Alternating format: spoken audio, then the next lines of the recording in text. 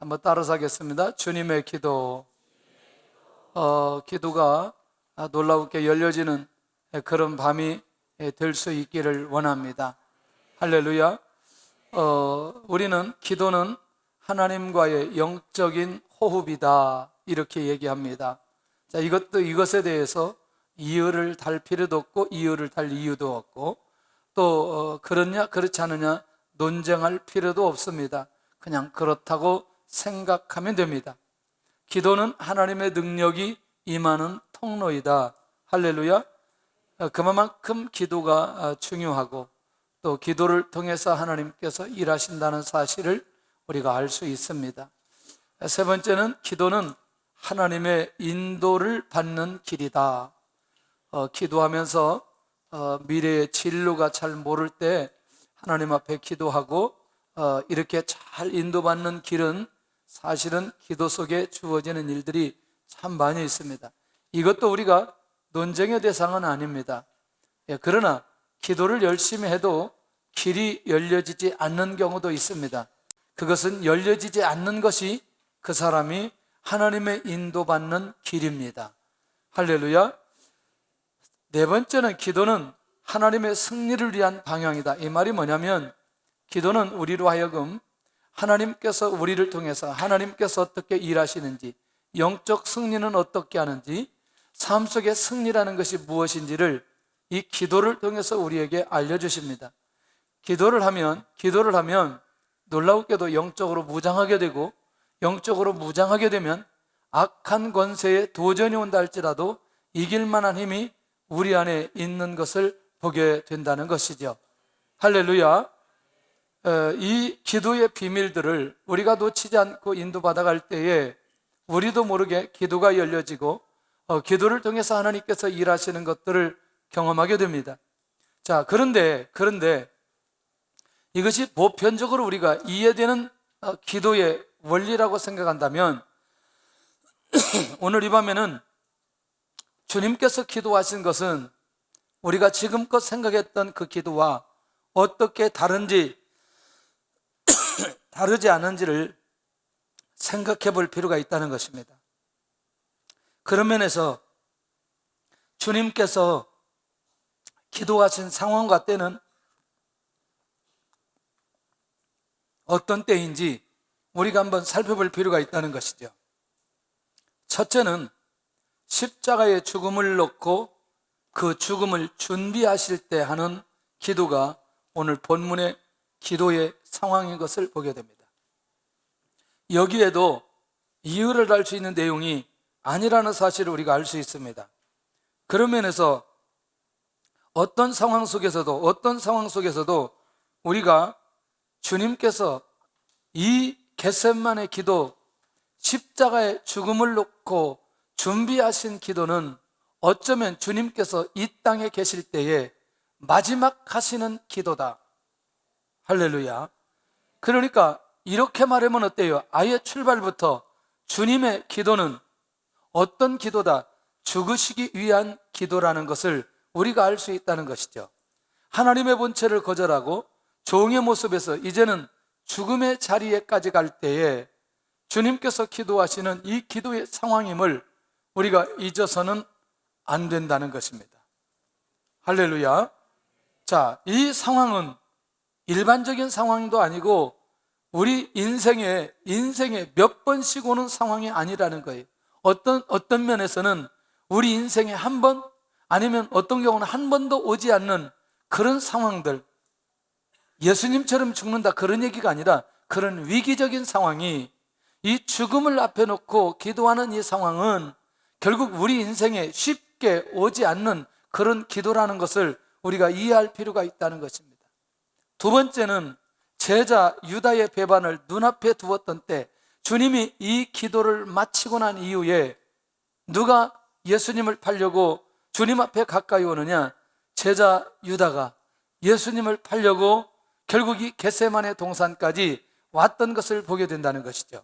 3년 동안 훈련과 말씀과 사랑을 받았던 그 제자의 배신이 눈앞에 있는 이 상황 속에 주님이 하나님 앞에 기도하시는 이 상황인 것을 보게 된다는 것이죠.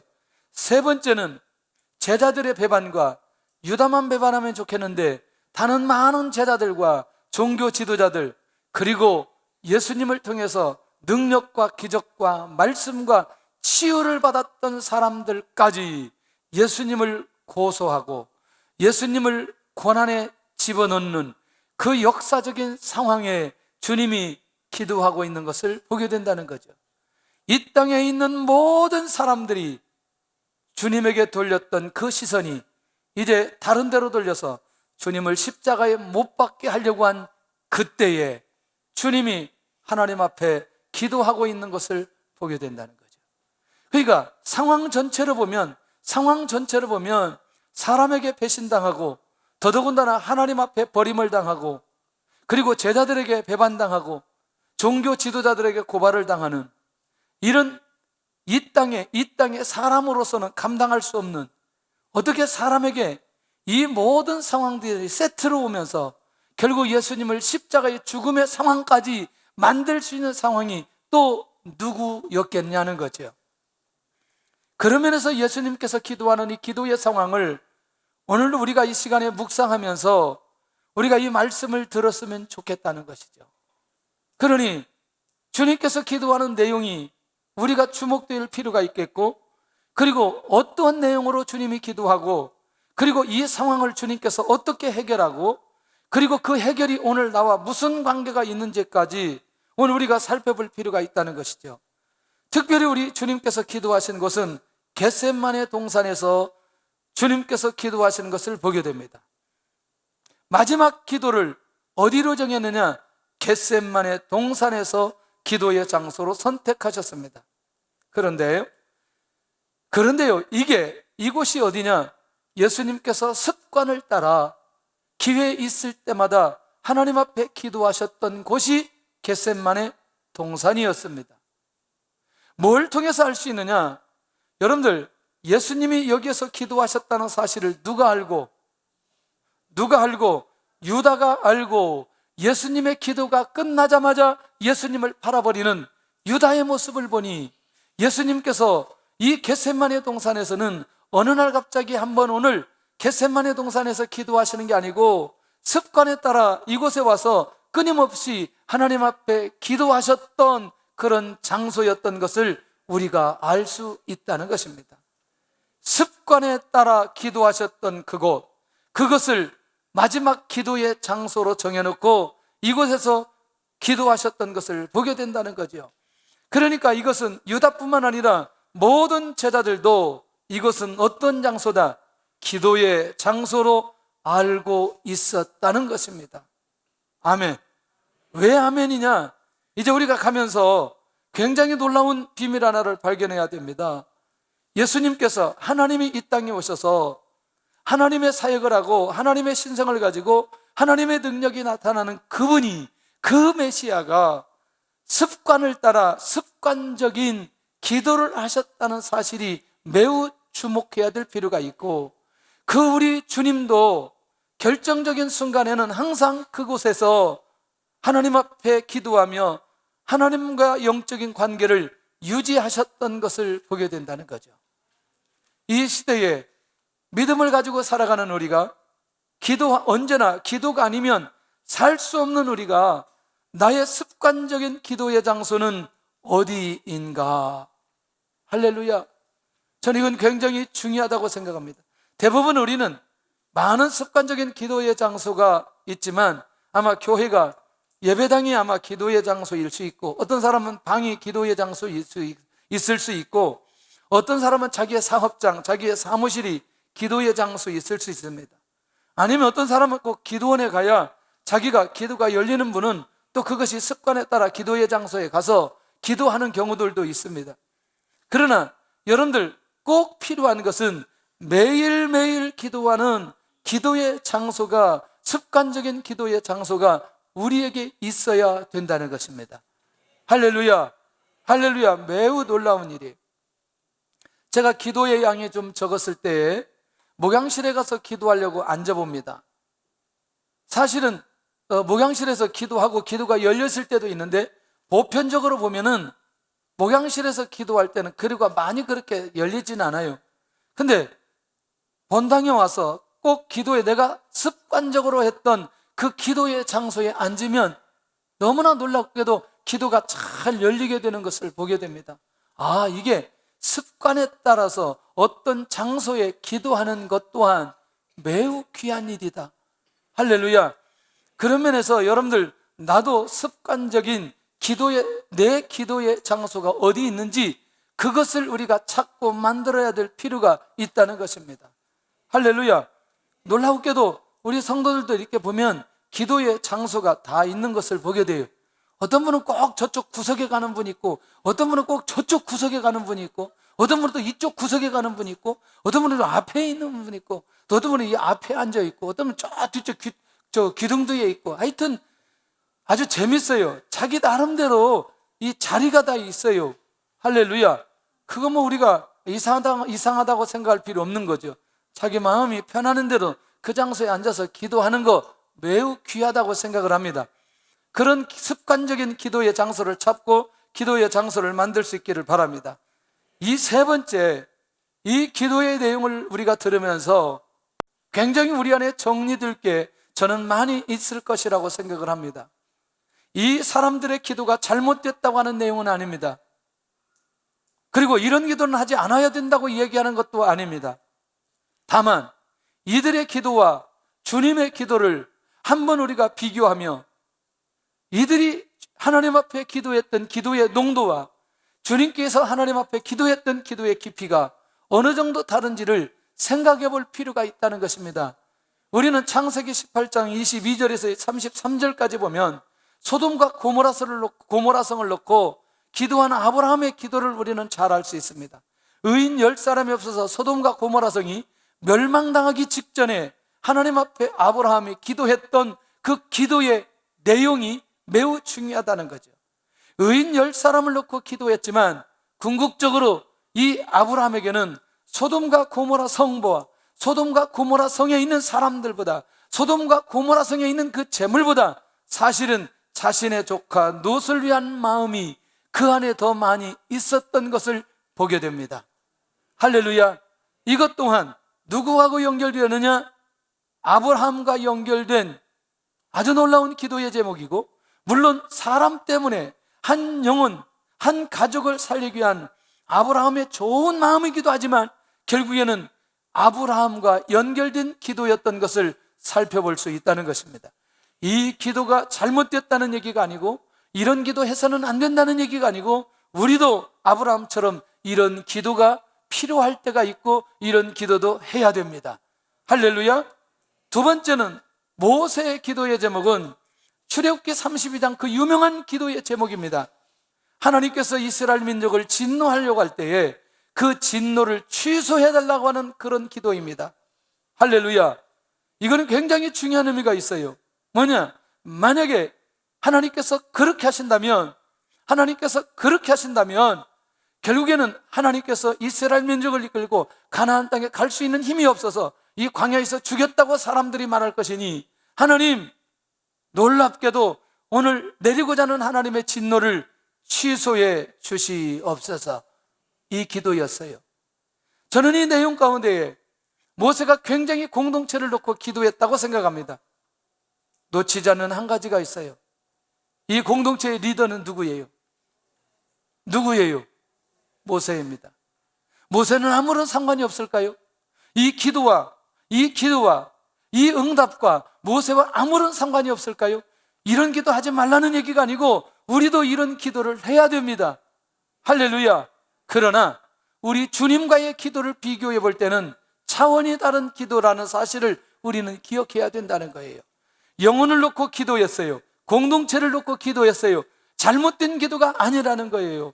자, 세 번째, 엘리야의 기도의 제목은 우리가 잘 아는 대로 하나님의 능력이 많은 불의 응답을 위한 기도였어요. 하나님을 위해서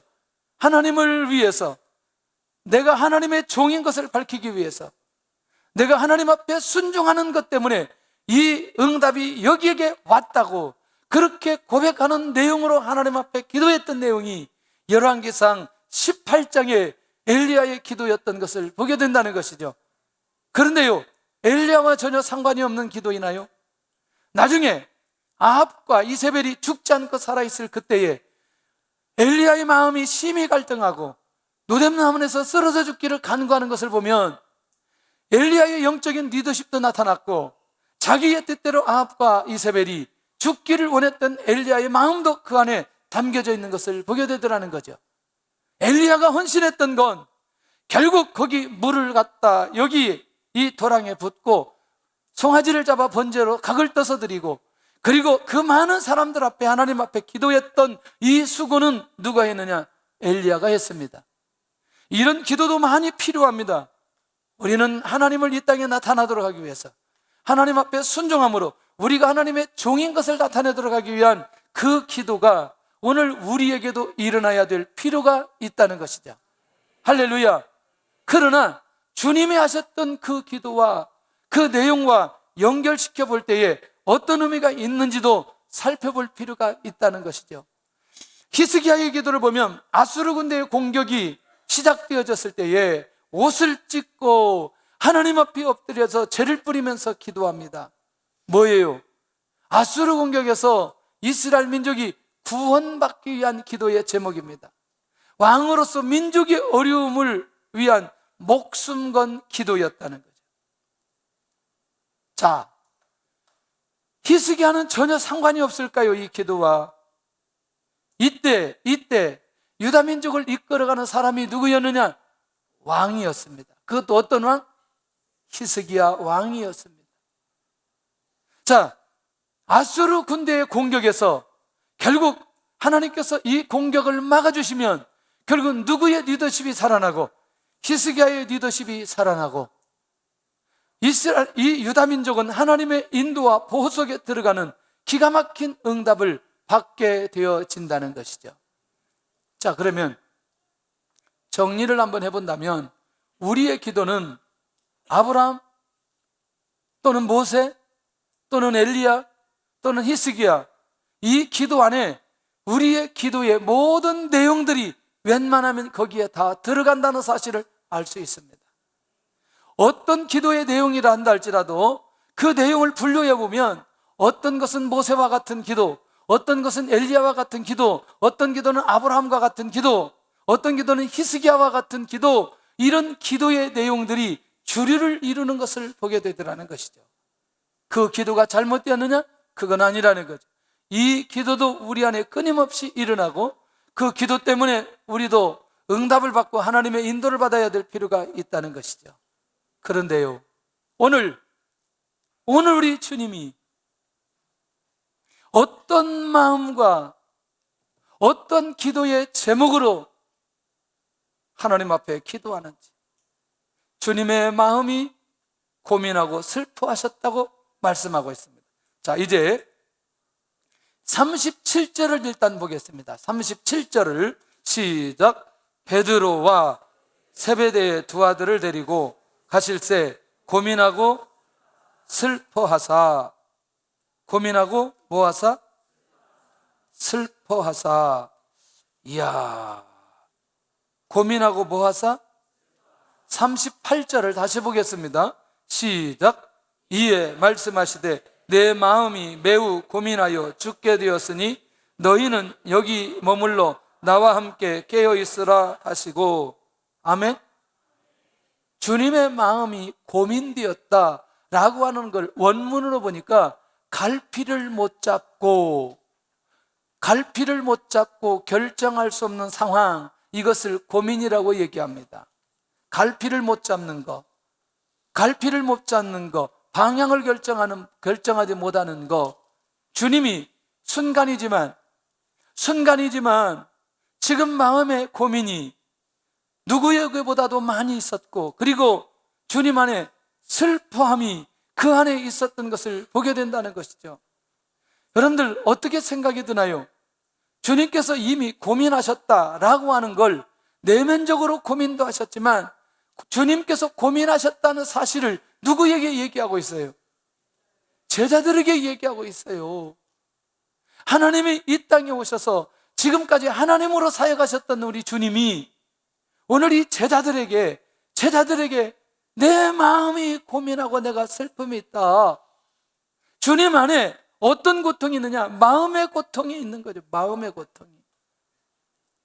우리 주님에게도 십자가를 눈앞에 두고 그것을 감당하기 위해서 기도하실 때에 이런 마음의 고통이 우리 주님에게도 있었다는 사실을 잊지 않기를 바랍니다. 분명히 하나님의 뜻인 건 알겠어요. 그런데 그것을 내가 지금 짊어지는 오늘 이 순간에는 주님의 마음이 이렇게 고민되고 슬퍼하는 정도의 상황이라면, 여러분들 마음의 고통뿐만 아니라 지금 관계의 고통이 시작됐어요. 자, 한번 보세요. 47절 보겠습니다. 47절 시작. 말씀하실 때에 열등 중에 하나인 유다가 왔는데 대제사장들과 백성의 장로들에게서 파송된 큰 무리가 칼과 몽치를 가지고 그와 함께 하였더라. 자, 69절 70절 보겠습니다. 70절 시작. 베드로가 모든 사람 앞에서 부인하여 이르되 나는 내가 무슨 말을 하는지 알지 못하겠노라 하며, 72절 시작. 베드로가 맹세하고 또 부인하여 이르되 나는 그 사람을 알지 못하노라 하더라. 자, 이제 본격적으로 아까 처음에 시작된 예수님의 마음이 구체적으로 이 관계의 고통 속에 어떤 어려움과 어떤 아픔이 우리 주님에게 있는지를 우리는 이미 주님께서 그 마음의 고통을 드러내심으로 어떤 고통 속에 있는지를 알 수 있겠다는 거예요. 조금 더 가서는 육체의 고통이 따라옵니다. 못 박히죠. 창자국으로 다리를 꺾죠. 이 모든 상황들을 살펴보면 여러분들 어떠세요? 예수님께서 당하시는 채찍으로 또는 못으로 십자가에 달리심으로 이 육체의 고통이라고 하는 건 이루 말할 수 없다는 사실을 우리는 조금이라도 느낄 수 있기를 원합니다. 할렐루야. 더 중요한 건 최소한도 이때만큼은 하나님과의 관계가 단절된 고통입니다. 나의 하나님 어찌하여 나를 버리셨나이까. 할렐루야. 이 수많은 고통들이 주님에게 다가오므로 주님께서 고민하시고 슬퍼할 수밖에 없는 그런 상황으로 우리 주님이 인도받고 있는 것을 보게 된다는 거예요. 어쩌면 우리가 사실은 마음의 고통, 관계의 고통, 육체의 고통, 하나님과 단절된 이 단절의 고통, 이런 것들을 한꺼번에 와서 견딜 수 없어 하나님 앞에 기도하기는 사실 쉽지 않아요. 어떤 경우는 마음의 고통 하나 있든지, 관계의 고통 하나 있든지, 재정의 고통 하나 있든지, 육체의 고통 하나 있든지, 하나님 관계가 막힌 듯하는 고통이 있든지, 이것 중에 하나만 있어도 우리는 얼마나 힘들고 어렵게 하나님 앞에 나와서 기도하는지. 그런데 사람이 가질 수 있는 모든 고통을 우리 주님께서 다 짊어지시고 그것을 짊어지시고 하나님 앞에 지금 기도하러 나오셨다는 사실 자체가 매우 중요한 것 아니냐는 거예요. 그런 면에서 오늘 이 시간에 우리가 사람들에게 말할 수 없는 그런 고통이 나를 지배하고 나를 힘들게 하고 나를 그 끊임없는 고통 속에 끌고 들어가는 것이 있다면 오늘 주님을 바라보시기를 바랍니다. 할렐루야. 주님을 통해서 위로받으시기를 바랍니다. 주님을 통해서 기도가 열려지시기를 원합니다. 이미 주님께서 이 고통을 당하셨기 때문에 우리의 마음도 주님이 이미 헤아리신다는 거죠. 나의 그 고통이, 그 고난이 하나님을 바라볼 수 있는, 하나님 앞에 기도할 수 있는 계기가 되는 그것이라면 그 고통은 우리에게 있어서 하나님의 축복이라는 사실을 놓지 않기를 바랍니다. 그러니 전혀 문제가 없어서 기도하지 않는 사람보다는 문제가 있어서 하나님을 찾고 기도하는 사람이 훨씬 더 행복한 사람인 것을 믿으시기를 바랍니다. 그래서 오늘 이 밤에 하나님, 이제 나의 모든 고통을 우리 주님 앞에 내려놓겠습니다. 나의 이 고통을 주님만이 오직 아시는 줄로 믿습니다. 할렐루야. 왜냐하면 주님에게도 말로 감당할 수 없는 고통이 있으셨기 때문에 주님만큼은 나의 고통, 우리의 고통을 기억하시고 할렐루야, 그 문제를 해결하실 수 있는 분이라는 사실입니다. 오늘 이 밤에 나와 말씀을 받는 모든 분들이 우리가 가지고 있는 모든 고통 안에서 자유할 수 있기를 원합니다. 할렐루야. 두 번째는 이제 주님께서 기도하시는, 아까는 마음의 상태였지만 기도의 제목입니다. 십자가의 죽음의 고난을 지나가도록 먼저 구하십니다. 그런데 이 기도가 오늘 본문에 몇 번이나 반복되죠? 3번이나 반복됩니다. 몇 번 반복된다고요?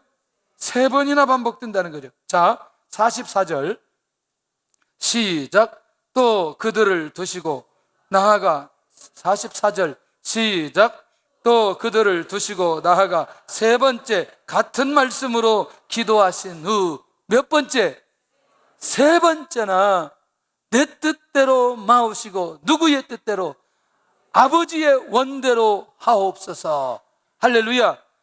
자신의 몸으로 감당하기 쉽지 않은 고난 때문에 처음에 하나님 앞에 기도할 때는 이것이 지나가도록 그렇게 기도합니다. 만일 할만하시거든 이 잔을 내게서 지나가게 하옵소서. 이 잔을 내게서 지나가게 하옵소서. 십자가의 죽음의 잔, 고난의 잔이 지나가기를 원합니다.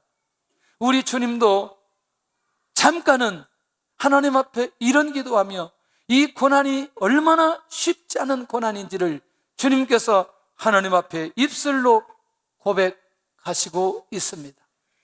성경은 이렇게 예수님이 하나님이고 예수님이 메시아이지만 완벽한 것을 얘기하지 않는다는 거예요. 주님도 인간의 모습을, 인성을 가지고 이 땅에 오셨습니다. 주님도 고난을 당하면 그 고난이 힘들고 어렵다는 사실을 알고 계셨습니다. 어디가 아프면 아픔을 느끼시는 분이셨어요. 배가 고프면 배가 고프심을 느끼시는 분이었어요. 왜냐하면 사람의 모습을 가지고 이 땅에 오셨기 때문에. 할렐루야. 그런 면에서 우리의 죄를 용서하실 수 있는 비밀이 사람으로 오셨기 때문에, 우리와 똑같은 모습으로 오셨기 때문에 그 십자가의 죽으심이 의미가 있는 것이라는 거예요. 오늘 주님 앞에 우리가 가지고 있는 고난의 농도를 정리해 볼 때 그만큼은 되지 않는다 할지라도 힘들면 힘들다고 우리 주님 앞에 우리의 고난을 고백할 수 있기를 원합니다. 고난이 무거워 매우 힘들게 한데 이렇게 마치 전혀 고난이 없는 것처럼 그렇게 하고 한쪽에 가서 혼자 울고 불고 하지 말고, 고난이 너무나 심하면 주님 앞에 내려놓고 고난이 심하다고 고백하고 울고 불고 주님 앞에 할 수 있기를 바랍니다. 할렐루야.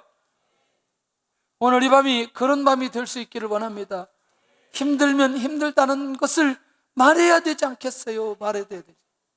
대부분 남자들이 힘들면서도 힘들다고 말하지 않아요. 엊그제 우리 그 양육하면서 잠깐 들었던 얘기를 하는데 이 기억이 너무나 오래 가요. 제 안에 너무나 여운이 오래 가요. 일을 하는데 이 갑질하는 이 내용인데, 내가 겉으로 울지는 못했지만 안에서 정말 힘들더라고요.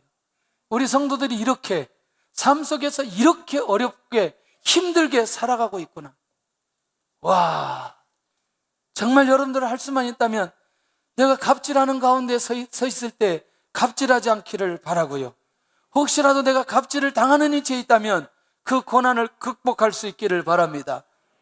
오히려 그것이 하나님을 바라볼 수 있는 결정적인 기회될 줄로 믿습니다. 할렐루야. 주님은 이미 그 상황을 지켜보시고 있다는 사실을 기억하시기를 바랍니다. 결국 뭐냐? 사람의 모습을 보여주신 주님의 아주 진솔한 모습이라는. 할렐루야. 자, 그렇다면 바로 이어져서 오래 가지도 않았어요. 주님이 오늘 이 자신이 받아야 될 이 잔, 이 죽음, 아버지의 원대로 하옵소서. 바로 위임합니다. 누구의 뜻대로 하도록? 하나님의 뜻대로, 하나님의 원대로 해달라고 하는 주님의 기도입니다. 이게 뭐냐면 하나님의 절대 주권 앞에 하나님께서 나에게 주신 사명은 아무리 내가 고통스럽고 힘들고 내 마음이 고민되고 슬픔이 있다 할지라도 절대로 포기해서는 안 된다는 것입니다. 우리 주님의 자세였어요. 우리 이 자세가 우리에게 매우 필요하다는 것입니다. 나는 감당할 수 없지만 이것이 하나님의 뜻이라면 감당하게 하여 주시옵소서. 할렐루야.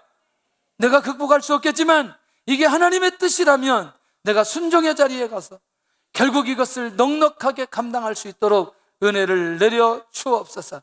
하나님의 뜻이 보여진다면, 하나님의 말씀이 들려진다면, 하나님의 절대 주권이 내 안에서 보여지기만 한다면 하나님 앞에 내려놓을 수 있는 믿음도 우리 안에 생기게 될 줄로 믿습니다. 할렐루야.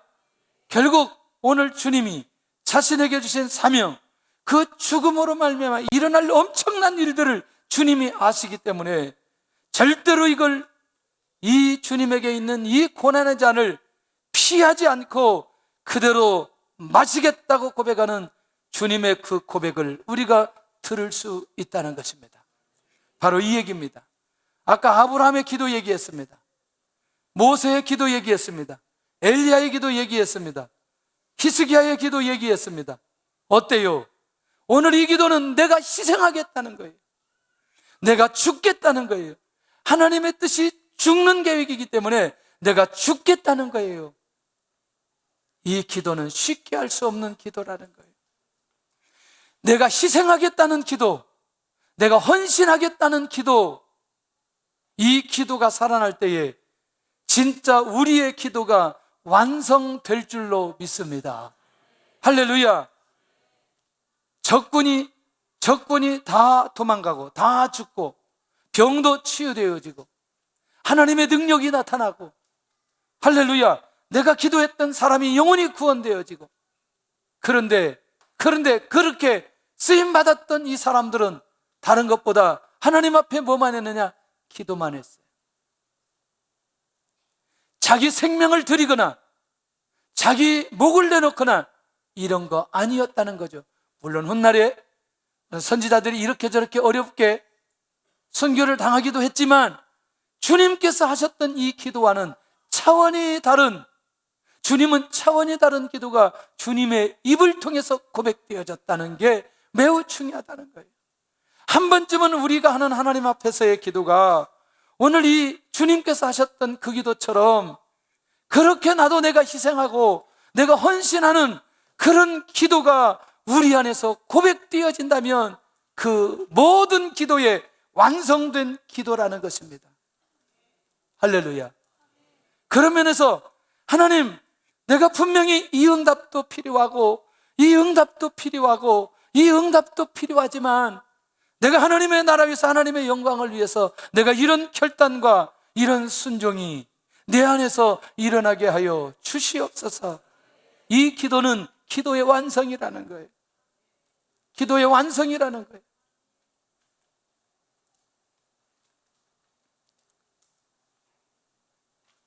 제가 99년도 5월경이라고 생각이 됩니다. 이런저런 상황 때문에 제 마음을 정리해야 될 때가 있었어요. 아까 주님의 마음, 슬퍼하는 마음까지는 아니지만 많이 고민이 되었어요. 이게 무슨 뜻일까? 그리고 혼자 차를 타고 동해로 갔습니다. 동해. 왜 동해로 갔냐면 어떤 목사님이 자기는 어떤 상황이 벌어지면 산으로 안 가고 바다로 간대요. 그래서 나도 그 목사님처럼 바다로 갔어요. 그래서 기도원에 가지 않고 기도원에 가면 너무나 계시의 음성이 강하게 들릴 것 같아서 바다로 갔어요. 바다로 그냥 방 하나 잡고 낮에도 바다에 가서 바다를 쳐다보고 방파제에 서서 또 쳐다보고 또 쳐다보고. 하나님 무슨 뜻이나요? 한 이틀 3일이 지나가면서 제 안에 문득 떠오르는 게 있어요. 내가 20대 중반 넘어가면서 하나님께서 나에게 기회를 주신다면 내가 중국에 가서 신학교를 세워야 되겠다. 그렇게 마음을 먹고 그냥 잊어버리고 교회를 개척했어요. 그리고 10년이 지났어요. 근데 문득 그 바다를 쳐다보는데 10년 전에, 아니지, 사실은 14, 15년 전에 제 마음으로 결단했던 그것이 떠오르기 시작하는 거예요. 하나님께서 허락하신다면 제가 중국을 가겠습니다. 너무나 힘든 결단이었어요. 지금도 그렇지만 그때는 일주일에 제가 집에 가서 밥을 먹는 게 한 끼밖에 없었어요. 계속 바쁘게 사역하고 함께 교제 나누고 정말 재밌게 목회할 때였어요. 근데 그 교회를 놓고 중국을 간다는 건 제 인생에 이게 하나님의 강력한 벼락이 떨어지지 않는 한 있을 수 없는 일이라는 거예요. 근데 그 3일 동안 하나님께서 그렇게 작업을 하셨어요. 그래도 어떻게 가야 될지, 어떤 시기에 가야 될지 아무런 답이 없었습니다. 두 번째, 기도하게 하십니다. 무슨 기도하게 하시느냐? 99년 8월 달에 열흘에서 12일 정도 단기를 마치고 돌아왔어요. 돌아왔는데 이미 제 마음속에 결정을 했는데 제가 도저히 자신이 없어요. 내가 성도들 앞에 중국 선교 간다고 말을 해야 되겠는데 뭐라고 말을 해야 될까 자신이 없어요. 그래서 아내하고 다시 강남 금식기도원에 갔어요. 일주일 동안 금식기도하면서 하나님, 내가 지금 이 얘기를 하기는 해야 되겠는데 도대체 제가 할 수가 없습니다. 하나님 은혜를 내려 주시옵소서. 열심히 기도했어요. 열심히 기도했는데 뭐 말이 생각나지 않아요. 뭐라고 해야 되나 이 성도들한테. 지금 하나님의 은혜 가운데 교회가 잘 세워지고 지금 부흥 중에 있고 교회가 지금 이게 큰 데로 옮겨져서 지금 잘 진행되고 있는데 도대체 내가 뭐라고 얘기를 해야 되나. 그런데 이제 기도가 막 끝나갈 지점에 하나님께서 그런 마음을 주세요. 무슨 얘기하지 말고 네가 중국 가야 된다는 이유를 재직회 때 강의를 좀 해라. 강의를. 딱 하나님이 지혜를 주세요. 그리고 기도를 열심히 하고 하나님, 제가 다른 건 몰라도 성도 하나가 나를 잡으면 저는 못 갑니다. 여러분들 제가 마음이 매우 강한 것 같아도 아주 연약한 사람이에요. 왜 안 믿는지 모르겠어요. 내가 매우 연약한 사람이에요. 누가 나를 잡으면 나는 못 갑니다. 하나님, 아무도 잡지 않게 주옵소서. 그렇게만 한다면 제가 가겠습니다. 그랬어요, 사실은. 그래서 돌아와서 재직회를 하는데 50분 동안 제가 강의를 했어요. 이기동 목사가 중국을 가는 이유, 이렇게 해가지고 강의를 했어요. 그런데 놀라웠게도 한 사람도 안 잡았어요. 단 한 사람도 가지 말라고 말하는 사람이 없어요. 나는 이게 하나님의 응답이었어요. 그런데 여기까지의 이 과정이 쉽지 않은 과정이죠. 쉽지 않은 과정이죠. 주님처럼 하는 그런 기도는 아니지만 주님이 어떤 마음으로 기도하셨을까 조금은 느낄 수 있는 그런 기도의 마음을 그때 경험하게 되어졌어요. 그때부터는 이제 누가 찾아올까 봐 두려운 거예요. 전화 올까 봐 두려운 거죠. 그런데 너무나 놀라웠게도 9월 달에 그 재직회를 하고 11월 25일 날 가는 날 동안까지 한 사람도 가지 말라고 하지 않았어요, 나한테. 그래서 저는 그나마 다행히 하나님이 주신 응답으로 생각하고 가게 되어졌어요. 죽으러 가는 건 아니었어요. 선교하러 가는 것이었어요. 그런데 쉬운 것은 아니었어요. 쉬운 거는 아니었어요. 아무런 대안이 없어요. 어떻게 살아가야 될지, 어떻게 살아야 될지, 교회는 어떻게 해야 될지, 사역의 방향은 어떻게 해야 될지 아무것도 결정되지 않는 그것에 48명이 한꺼번에 가서 한 공장 안에 한 2층에 전부 다 자는 걸 석 달 동안 했어요. 저와 여러분들이 하나님 앞에 수많은 기도를 합니다. 이것도 응답해 주시고, 이것도 응답해 주시고, 이것도 응답해 주시고. 그러나 우리 주님께서 우리에게 보여주셨던 이 기도, 아버지의 원대로 하여 주시옵소서. 오늘 이 기도는 하나님 앞에 죽겠다고 작정하는 주님의 기도였던 것을 볼 수 있습니다. 자신의 마음과 상관없이 순종하겠다는 의지적인 기도가 우리 주님의 기도였다는 것입니다. 자, 주님의 기도는 누구를 위한 기도인가? 주님의 기도가 그러면 나와 무슨 상관이 있느냐는 것. 첫째는 우리 주님의 기도는 온 인류의 구원을 위한 역사적인 기도였다. 할렐루야. 왜? 온 인류의 구원은 무엇으로 이루어지기 때문에? 예수님께서 십자가에 죽으심으로 이루어지기 때문에. 할렐루야. 우리 민족의 구원을 위한 생명 건 기도였다는 거죠. 왜? 이렇게 하려면 누가 죽으셔요? 우리 주님이 죽으셔야 되기 때문에. 맞아요? 우리 가정을 구원하기 위한 희생적인 기도였다는 거예요. 주님이 죽으셔야 우리 가정이 구원받기 때문에. 할렐루야. 나의 구원을 위한 순종적인 기도였다. 왜? 주님이 죽으심으로 내가 구원받을 수 있는, 나의 죄 문제가 해결될 수 있었기 때문에 그렇다는 것이죠. 오늘 이렇게 주님의 그 기도와 주님의 그 헌신과 그 결단이 오늘 우리에게 이렇게 온 인류와 그리고 저와 여러분들이 하나님의 은혜 가운데 구원받을 수 있는 결정적인 기회를 주셨다는 거예요. 그러면 이제 정리하겠습니다. 결론입니다. 주님의 기도는 누구를 위한 기도인가? 반드시 붙들어야 할 기도의 방향입니다. 주님처럼 구원을 위한 역사적인 기도가 내 안에서 일어나게 하여 주옵소서. 할렐루야. 할렐루야. 주님처럼 구원을 위한 생명을 건 기도가 내 안에서 일어나게 해 주옵소서. 할렐루야. 주님처럼 구원을 위한 희생적인 기도가 내 안에 일어나게 하여 주옵소서. 네 번째, 주님처럼 구원을 위한 순종적인 기도가 내 안에 일어나게 해 주옵소서.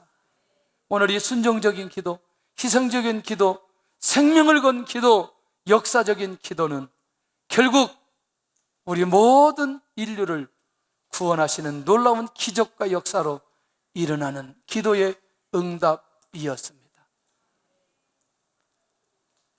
우리 모두가 아까 우리가 기도한 성경의 인물들처럼 기도 응답 받기를 원하고, 우리 주님처럼 자신을 던지는 그런 희생적인 역사적인 생명을 건 순종의 기도가 우리 안에 일어나기를 예수님의 이름으로 축원합니다.